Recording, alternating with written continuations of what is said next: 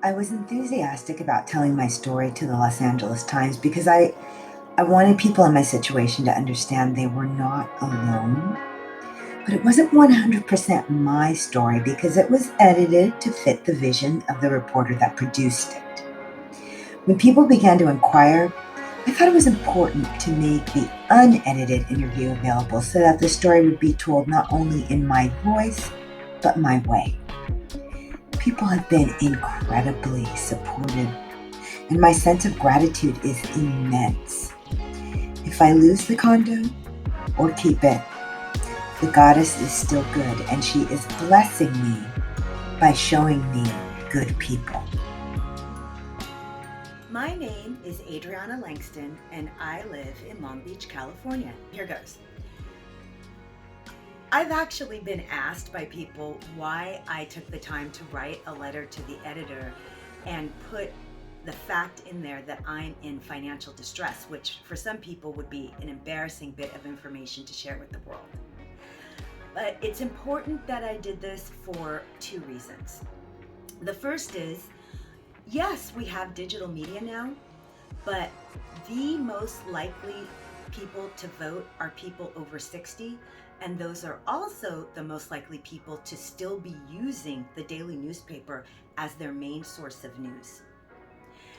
And I wanted to put my story out there because there are a lot of people who are in financial distress, and they feel personal shame about it. They feel like they're the loser, and they don't want people to know that they're in financial trouble. But the Los Angeles Times itself has reported more than once that there have been studies showing that in the United States, half of the adults could not come up with $400 in an emergency. But many in the electorate don't know that those people are in their circle. It's their child's teacher, it's their neighbor, it's their coworker. And due to that shame of people not wanting to reveal that and not wanting to put on appearances like it's not so, people think, oh, that's the other. That's not my group. If people realized that they weren't alone in their financial distress, A, it would relieve some of that shame, but B, they would begin to understand that the issue is not them and their personal failings. The issues are systemic. And when they realized how many people in their circle actually have these issues, it might spur them to be in political solidarity with those people, and it might spur them as a member of the electorate to demand systemic change. For me personally, that systemic change is higher taxes on the incredibly wealthy and on corporations, like GOP President Eisenhower level tax brackets. Other people may have a different opinion about how to solve these problems, but if you don't reveal, if you don't come out of that shame and say, hey, I'm one of the ones that's in this struggle, then there's no opportunity for other people to know that it's not just them, it's not just their personal feelings, it's systemic. One. So a little bit about me.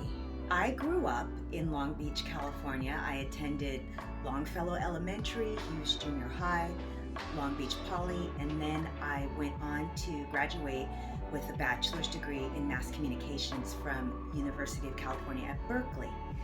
But my mother, who died at age 56 of MS, seemed like she might be in the last years of her life, and sadly that was true. So I came back to Long Beach in 2000 or 2001, and I purchased a condo about a year later. I worked various positions in digital marketing, in regular marketing before digital marketing was a thing. And I was actually working for the e-commerce department of a major manufacturer in Compton, California, that sold aftermarket auto parts, when I was laid off because the whole department was made redundant by a corporate buyout. And then The pandemic hit shortly after that, and that really made things difficult for me. Luckily, I was able to get a position with my church, which is the oldest church in Long Beach, First Congregational Church of Long Beach, because of the pandemic. COVID restrictions made it so that they could no longer meet in the sanctuary, so they decided to do online church, and that meant they needed a video editor and a digital marketer. So I was able to get that position because I had already been doing some digital marketing for church events and some video editing for the church. So that those responsibilities were given to me as a paid position. 2, 1. I was born in 1970, and I didn't end up becoming a homeowner until my late 30s, very early 40s. I purchased this condo in 2000 or 2001, and I did it basically by myself. I am not married, I have no children, and my parents weren't able to leave me anything because my mother was ill for a very, very long time with MS that actually ended up killing her at age 56. So I had no generational wealth, and my home is basically all the wealth that I possess.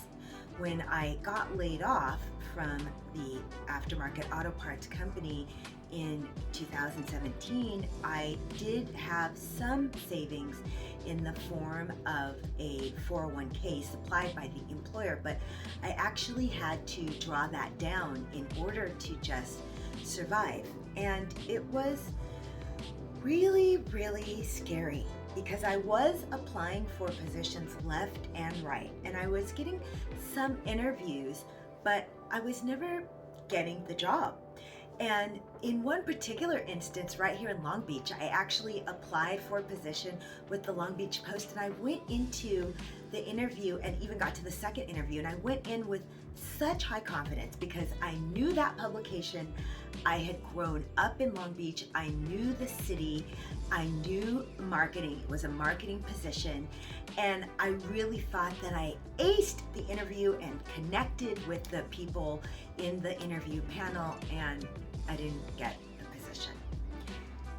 And at my age and my gender and my race, you start to wonder, was the applicant that they eventually picked simply more qualified? Was it that they were younger and would take a lower salary? Was it that they were male? Was the applicant that they picked white and that made an influence? And these type of things can start to play with your mind in such a way that it can sap the amount of energy that you have to even look for work with enthusiasm. And that definitely played a part, along with the actual financial insolvency fears that I had. So COVID just compounded all of that and made it a very anxious time, which is why I'm so glad, A, that I have my church because it's my employment, but B, that I have my church because it's a faith community that gives me a lot of succor. As far as the stimulus is concerned, I actually wrote a letter to the Los Angeles Times editor section, which ended up getting published on February 4th of this year. And I was quite blunt. I said, listen, I am in a condo that is threatened with foreclosure. I need a stimulus check. I need it to be big, and I need it now. And the quote unquote controversy regarding doing it in a means tested way so that a couple say that makes $150,000 a year could end up getting an $8,000 check if it's not means tested, that meant nothing to me. First of all, in Southern California, being a husband and a wife that bring down $150,000 a year with 2 kids does not make you rich. But let's say that a couple that didn't need it got an $8,000 check. If they buy fancy new appliances, that's more work for the installer. If they re-landscape their yard, that's more work for the landscaper. And if they simply stick it in the bank, that is more capital for the bank to give loans to small businesses that really do need it. So it made no difference to me if someone in a higher tax bracket, a higher earning bracket than me, got a bigger check. My point was that I needed money now, and it was okay with me to have it done fast and to have everybody get it, rather than have a means-tested program where I have to jump through all these paperwork hoops and delay the amount of time it takes for the money to get to me just to prove that I'm eligible in a quote-unquote targeted program. A lot of people have asked me why I'm not protected under the moratorium on foreclosures issued by the state of California and by President Biden. Those moratoriums are for HUD-backed loans. My loan is from a private investor, and therefore the moratorium does not apply. So I have a foreclosure sale date of March 17th, and I am scrambling to make sure that my home does not get sold out from under me. But here's the thing, there are going to be a lot of foreclosures. It's going to make 2008 look like a walk in the park. And there are many homeowners who don't know that the moratorium does not apply to them because, like me, when they purchased their property, the investor was HUD-backed, and it was a HUD-backed loan. But then that investor sold to this investor, and this investor sold to that investor. And each time your loan is sold, you are given a letter telling who the new servicer will be and what have you. But a lot of people don't connect that with the fact that it's no longer a HUD-backed loan. So the homeowner, his or herself, may not know that they are not protected by the moratorium, especially if they are not educated or they're immigrants and their English isn't the greatest.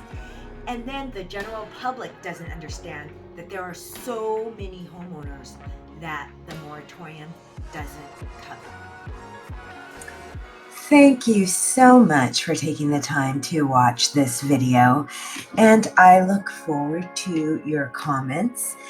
Please try to be kind. Check out my other videos and do remember to subscribe.